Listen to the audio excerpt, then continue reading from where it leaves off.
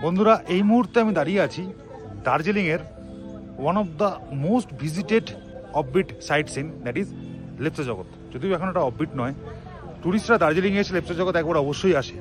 কিন্তু আজকের এই ভিডিওতে তোমাদেরকে বলবো যে লেপচা জগৎ কেন ফেমাস এবং এই জায়গাটার কী সিগনিফিক্যান্ট আছে আমাদের নেচারে। কার্শিয়ংয়ে, শিটংয়ে আর লেপচা জগতে প্রচুর পরিমাণে স্যালামেন্ডার্স পাওয়া যায়। তার মধ্যে লেপচা জগৎ হলো এমন একটা জায়গা যেখানে একটা সময় স্যালামেন্ডারের চাষ হতো। ওই জন্য এখানে দেখবে তোমরা ফরেস্ট বাংলো পাবে।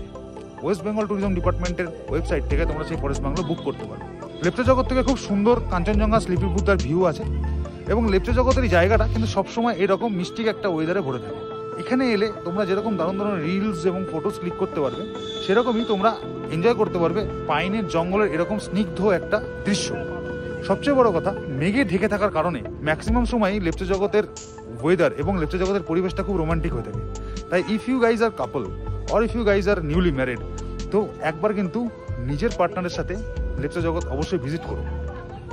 গোল্ডেন স্যালামেন্ডার, যেটা এখন অলমোস্ট লুপ্তপ্রায় শ্রেণীর একটা উভচর শ্রেণীর প্রাণী, তারা কিন্তু এখনও এখানে অ্যাভেলেবেল আমাদের লেপচা জগতে। আর কার্শিয়ংয়ের স্যালামেন্ডার লেকে গোল্ডেন স্যালামেন্ডার দেখতে পাওয়া যায়। লেপচা জগতের পাশাপাশি দার্জিলিং জেলায় আরও একটা জায়গায় এরকম পাইনের জঙ্গল পাওয়া যায়, সেটা হচ্ছে লামাহাটা। কালিম্পং জেলায় লাভায় তোমরা এরকম পাইনের জঙ্গল দেখতে পাবে। লেপচা জগতের এই পার্কটাতে যেখানে আমি এখন দাঁড়িয়ে আছি, এটাতে ঢুকতে 20 টাকা করে এন্ট্রি ফি দিতে লাগে। কিন্তু এখান থেকে কাঞ্চনজঙ্ঘার কোনো সাইট দেখা যায় না, কাঞ্চনজঙ্ঘা দেখা যায় না। কাঞ্চনজঙ্ঘা দেখতে হলে তোমাদের লেপচা জগতের একটা আলাদা জায়গা আছে যেখানে কাঞ্চনজঙ্ঘা স্লিপিং বুদ্ধার রেঞ্জের একটা কমপ্লিট ভিউ পাওয়া যায়, সেখানে তোমাদের যেতে হবে।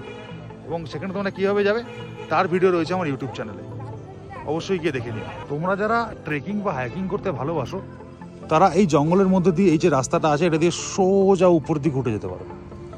একদম উপরে উঠে গেলে তোমরা আরও ঘন জঙ্গলের মধ্যে পৌঁছে যেতে পারো। দেখো ওখানে কিছু টুরিস্ট দাঁড়িয়ে আছে যারা নামছে ওখান থেকে, অত দূর পর্যন্ত কিন্তু উপরে উঠে যাওয়া যায়।